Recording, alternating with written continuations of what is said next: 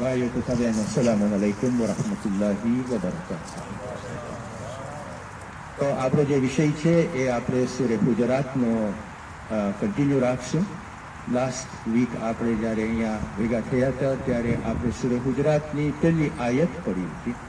આજે આપણે સૂરે હુજરાતની બીજી આયતની ચર્ચા કરશું. હવે આ સૂરે હુજરાતની જે પહેલી પાંચ આયતો જે છે ને એનું એક બેકગ્રાઉન્ડ છે, એનું એક કોન્ટેક્સ્ટ છે કે જે આપણને સમજવાની સખત જરૂર છે. એનું કોન્ટેક્સ્ટ આ છે અને સ્પેશિયલી બીજી આયત જે છે એનું પણ કોન્ટેક્સ્ટ આમાં આપણને મળશે. તો નવમી હિજરી ઇસ્લામિક હિસ્ટ્રી પ્રમાણે, ઇસ્લામિક ઇતિહાસ પ્રમાણે it is known as the year of delegation. મતલબ કહેવાનો એ છે કે રસૂલ ખુદા ત્યારે લીડર બની ગયા હતા અને ઘણી ટ્રાઇબ અને કબીલાઓમાંથી લીડરો આવતા હતા એ લોકોના ડેલિગેશન્સ લઈને, અને રસૂલ ખુદા આઈધર એ લોકોની સાથે ઇસ્લામ પર ડિસ્કસ કરતા હતા અથવા એની લીડરશીપને એક્સેપ્ટ કરતા હતા. તો માણસો આવી રીતે આવતા હતા. અમુક કબીલાઓ એ લોકો વાટ જોતા હતા કે મક્કા અને મદીના એ લોકો બંનેમાં ટસલ હાલતું હતું, કારણ કે મક્કામાં અબુ સુફિયાનની લીડરશીપ હતી અને એના ફોલોવર્સ હતા. ત્યાં મદીનામાં રસૂલ ખુદા અને મુસલમાનો હતા. અને અમુક ટ્રાઇબ્સ હતી, અમુક કબીલાઓ હતા, એ લોકો વાત જોતા હતા કે આ મક્કા અને મદીનામાંથી કોણ જીતે છે અને જે જીતશે એને આપણે સાથ આપશું. તો જ્યારે મક્કા ફતેહ થઈ ગયો 8મી હિજરીના, 9મી હિજરીના બધા ડેલિગેશન્સ આવતા હતા અને અમુક જે કબીલાઓ ફેન્સ ઉપર બેઠા હતા એ લોકો વાત જોતા હતા કે કોણ જીતે છે. અને જ્યારે રસૂલ ખુદા ફતેહ કરી નાખ્યા તો ડેલિગેશન્સ આવવા માંડ્યું. તો એમાં એક ડેલિગેશન હતું જેનું કબીલાનું નામ હતું બની તમામ.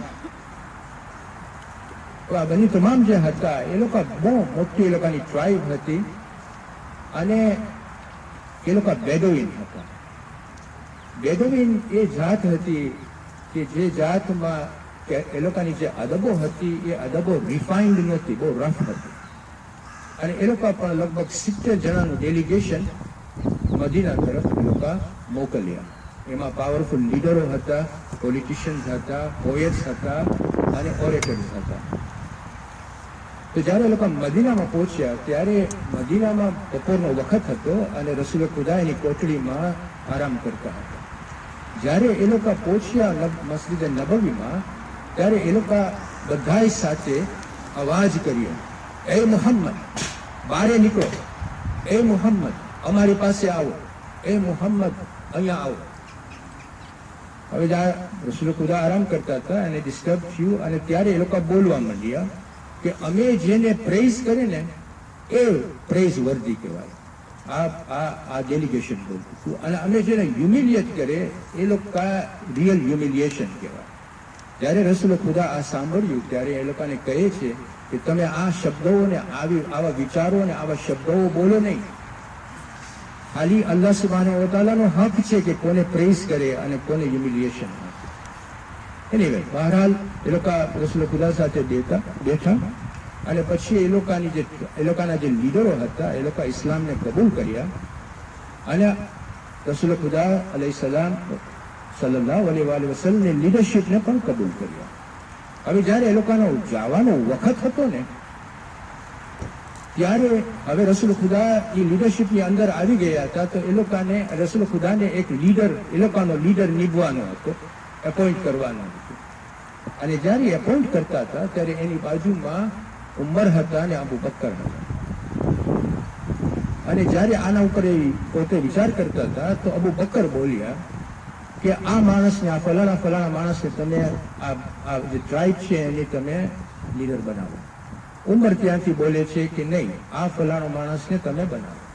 હવે આ એ લોકો પછી રકઝક શરૂ કર્યા, કારણ કે અબુ બકર એમ કે ઉમરને કે હું જે કહું છું માણસનું નામ આપું છું, તું એનો ઓપોઝ કરે છે અને આ ના પાડે છે. એમ કરીને રકઝક વધતું ગયું, એટલું વધી ગયું કે એ લોકોનો અવાજ રસૂલ ખુદા કરતા પણ મોટો થઈ ગયો. ત્યારે આ સેકન્ડ આયત જે છે ને ગુજરાતની એ નાઝિલ થાય છે. આ એનું કોન્ટેક્સ્ટ છે. તો હું પહેલા એ સેકન્ડ આયત છે એ હું તમારી સમક્ષ પડી જઈશ અને પછી એની મુક્તસરમાં આપણે ચર્ચા કરશું અને આ લેક્ચરને ખલાસ કરશું. અઉઝુ બિલ્લાહિ મિનશ શૈતાનિર રજીમ. બિસ્મિલ્લાહિર રહમાનિર રહીમ. يا أيها الذين آمنوا لا ترفعوا أصواتكم فوق صوت النبي ولا تجهروا له بالقول كجهر بعضكم لبعض أن تحبط أعمالكم وأنتم لا تشعرون. صدق الله العلي العظيم. આ આયતમાં અલ્લાહ સુબ્હાનહુ વ તઆલા કહે છે કે એ ઈમાન લાવનારાઓ,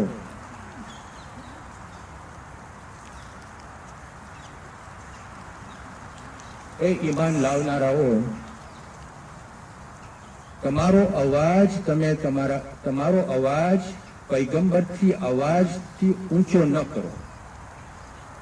અને જેવી રીતે તમે એકબીજા સાથે વાતો કરો છો એવી રીતે તમે પૈગંબરની સામે વાતું ન કરો.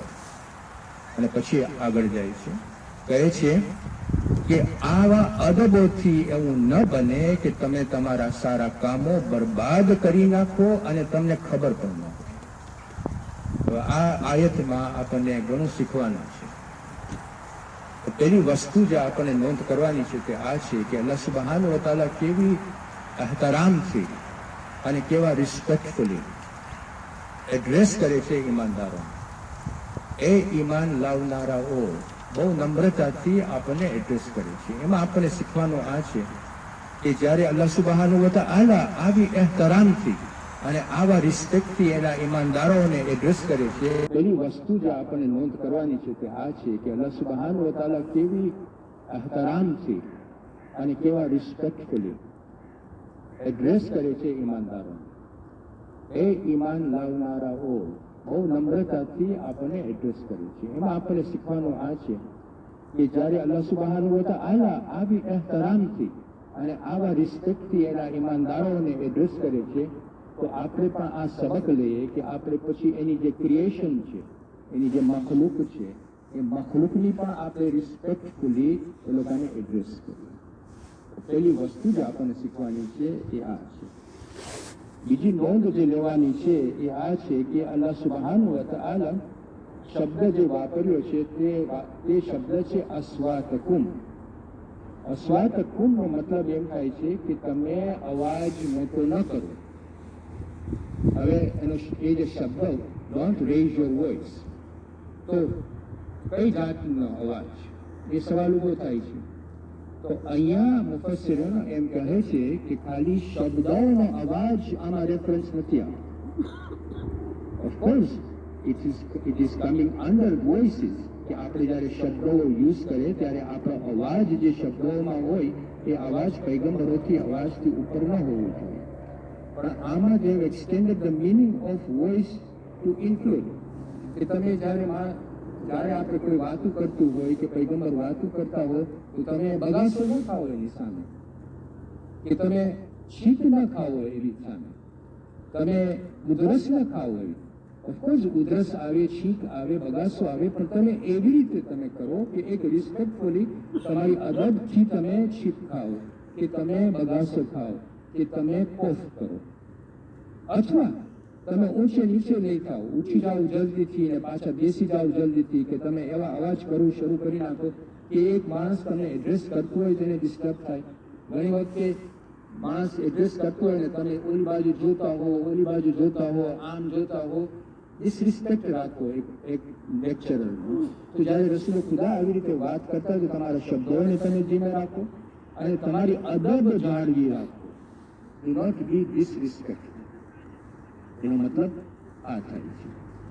પછી આગળ જ્યારે આયત વધે છે તો આયત આપણને એમ કહે છે કે તમે જ્યારે તમારા પોતામાં જ્યારે વાતો કરતા હો તો અદબથી વાતો કરો જ્યારે રસૂલ ખુદાની સામે.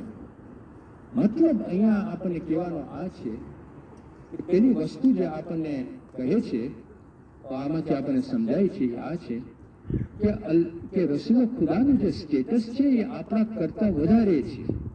જ્યારે આપણે બધા એકબીજા સાથે ભેગા થાય છે ત્યારે આપણે એક કેઝ્યુઅલી આપણે એકબીજા સાથે વાતો કરતા હોઈએ છીએ.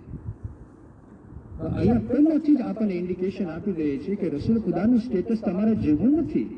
તમે જ્યારે ભેગા થાવ એની સામે તો તમે રિસ્પેક્ટ રાખો એનું, કારણ કે એ તમારાથી સ્ટેટસમાં વધારે છે. આપણે જ્યારે વાતો કરતા હોય છે ત્યારે આપણે કેઝ્યુઅલી આપણે એકબીજાને બોલાવતા હોય છે, બરાબર કે નહીં? એ મોહમ્મદ, એ હુસૈન, એ અમીર, એ ફલાણું, એ ફલાણું, એવી રીતે આપણે કેઝ્યુઅલી રસૂલ ખુદાને આપણે ન બોલાવીએ. આપણા કલ્ચરમાં ઘણી વખતે કોઈ સાપનો ડાઘ છાતીમાં આવી જાય તો એનું નામ પડી જાય અમીર ડાઘ, કે પછી કોઈ એવું વસ્તુ એની મમ્મી મંદાજી વેચતું હોય તો અમીર મંદાજી નામ પડી જાય. હવે આ બધી વસ્તુ આપણા કલ્ચરમાં હોય છે, પણ આપણે એમ નથી ધારતા કે ભાઈ we do not take it insult, because આપણા કલ્ચરમાં એવું છે. તો રસૂલ ખુદા અલ્લાહ સુબ્હાનહુ વ તઆલા અહીંયા આપણને કહે છે કે તમારા કલ્ચરમાં ભલે આવું હોય, પણ અહીંયા બેઅદબી કહેવાય. આ એક વસ્તુ ધ્યાન. બીજી વસ્તુ એમ કે જ્યારે આપણે અહીંયા જ્યારે તમે રસૂલ ખુદાને એડ્રેસ પણ કરો ને તો તમે એનું નામથી તમે એડ્રેસ ન કરો. અલ્લાહ સુબ્હાનહુ વ તઆલા કહે છે કે તમે મોહમ્મદ કરીને એડ્રેસ ન કરો, તમે યા રસૂલલ્લાહ કરીને એને એડ્રેસ કરો. અને જ્યારે યા રસૂલલ્લાહ કરીને એડ્રેસ કરો તો તમે અદબથી એને એ રસૂલલ્લાહ એમ તમે ન કહો, તમે કહો યા રસૂલલ્લાહ. તમે જોશો તો કુરાનમાં પણ અલ્લાહ સુબ્હાનહુ વ તઆલા એને યા મોહમ્મદ તરીકે એડ્રેસ નથી કરતા, એના ટાઇટલ ઉપરથી એડ્રેસ કરે છે યા રસૂલલ્લાહ, એ રસૂલ. એટલે આપણને કુરાનમાં આ એક નમૂનો આપે છે કે જ્યારે આપણે રસૂલ ખુદાને એડ્રેસ એટલે એની સ્ટેટસ કેટલી હાઈ છે. અલ્લાહ સુબ્હાનહુ વ તઆલા એને સ્ટેટસ આપે છે. એટલે આ એક સ્પેશિયલી ઉતરી કે તમે એની સામે આવી અદબો બે અદબોની વાતો ન કરો, એ અદબો સાથે તમે બિહેવ ન કરો.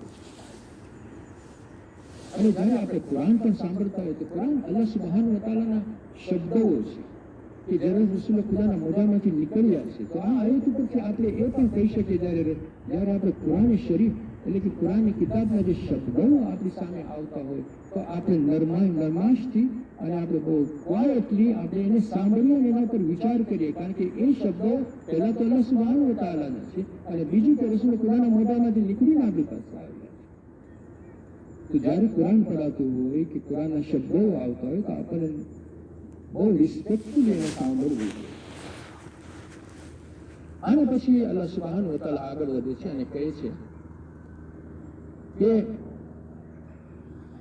આ બહુ ઇન્ટરેસ્ટિંગલી આપણને સમજવાનું છે. આ જે ભાગ છે આયતનો, એમાં કહે છે કે એવું ન બને કે આ બે અદબીઓ બિહેવિયરથી તમે તમારા સારા કામોને બરબાદ કરી નાખો અને તમને ખબર પણ ન હોય.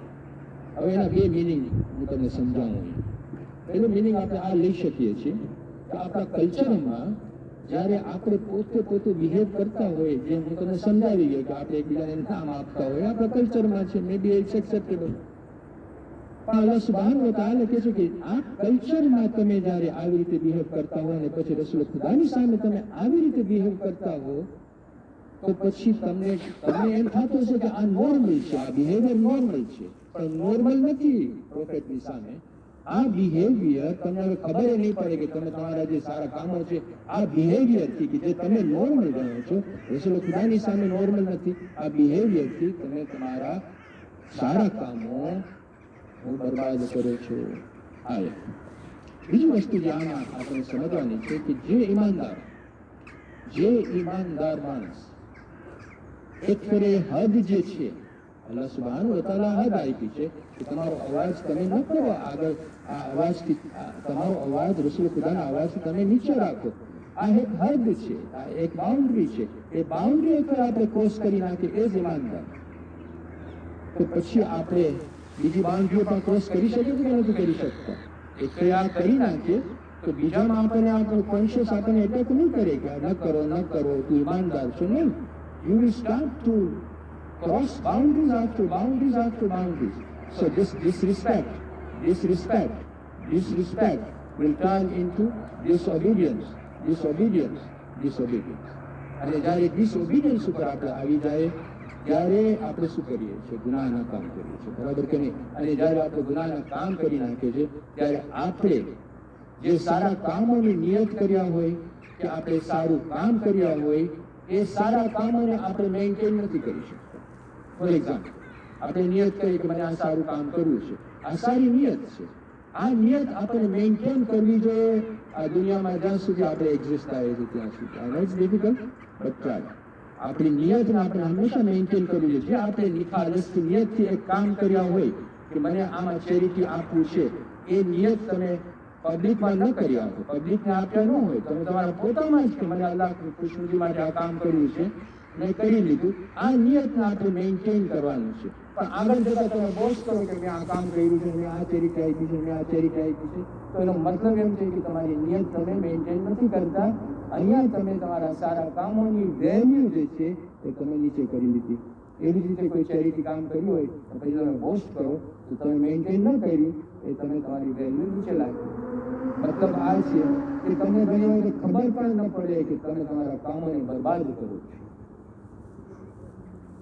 આમાંથી આપણે અંતમાં બે ત્રણ સબકો આપણે આ લેવાના છે. તેનું સબક એ છે કે અલ્લાહ સુબ્હાનહુ વ તઆલા ઈમાનદારોને કહે છે કે મેં જે નબુવતનું જે આખું પ્રોજેક્ટ મેં બનાવ્યું છે આપણા માટે, નબુવતનું પ્રોજેક્ટ છે બાબા આદમથી લઈને રસૂલ ખુદા સલ્લલ્લાહુ અલૈહિ વસલ્લમ,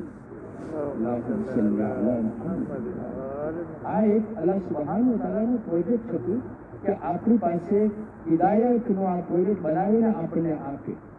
આ અલ્લાહ સુબ્હાનહુ વ તઆલાનો પ્રોજેક્ટ છે. તો આપણે આપણી ઈમાનદાર તરીકે આપણી જિમ્મેદારી છે કે આપણે નબુવતને પ્રોજેક્ટનો એ જે હોદ્દો છે, એનું સ્ટેટસ છે, એને આપણે જાળવી રાખીએ. નબુવતના જેટલા પૈગંબરો આવ્યા છે બધાને આપણે રિસ્પેક્ટ આપીએ. આ એક વસ્તુ. બીજી વસ્તુ જે આપણે જાણવાની છે તે આ છે કે જ્યારે આયત આવી કે તમે તમારું વોઇસ તમે રસૂલ ખુદાના વોઇસથી ઊંચું ન કરો, તો એ આપવાનું કોણ હતું? રસૂલ ખુદા હતા? રસૂલ ખુદા નહોતા. ત્રીજો એટલે અલ્લાહ સુબ્હાનહુ વ તઆલા રસૂલ ખુદા નથી કીધા કે તમે મારું વોઇસ છે એના તમે આગળ નહીં. જ્યારે અલ્લાહ સુબ્હાનહુ વ તઆલા આપણને કહે છે કે તમે રસૂલ ખુદાના વોઇસથી તમારો વોઇસ આગળ ન કરો, એનો મતલબ એમ છે કે જો કરશું તો આપણે ગેરફાયદામાં કરશું, આપણે ગુનાના કામો શરૂ કરીશું. આ બીજું. અને ત્રીજું આ છે કે ઈમાનદારો તરીકે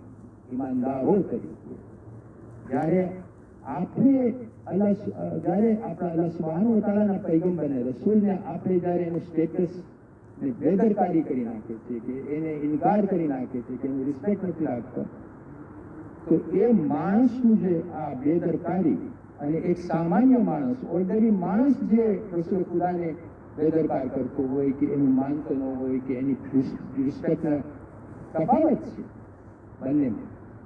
અલ્લાહ સુબ્હાનહુ વ તઆલા કહે છે કે એઝ એન ઈમાનદાર તરીકે, એઝ મારા ઈમાનદારો તરીકે મારું જ્યારે તમારી પાસે આ કમાન્ડ આવી હોય કે તમે આમ ન કરો, અને જો તમે કરો તો તમે તમારા ગુનાઓ પણ એટલા મોટા હશે, કારણ કે તમે આ જાણીને પછી કરો. અસ્સલામુ અલૈકુમ વ રહમતુલ્લાહિ વ બરકાતુહુ. આપણે અલ્લાહ સુબ્હાનહુ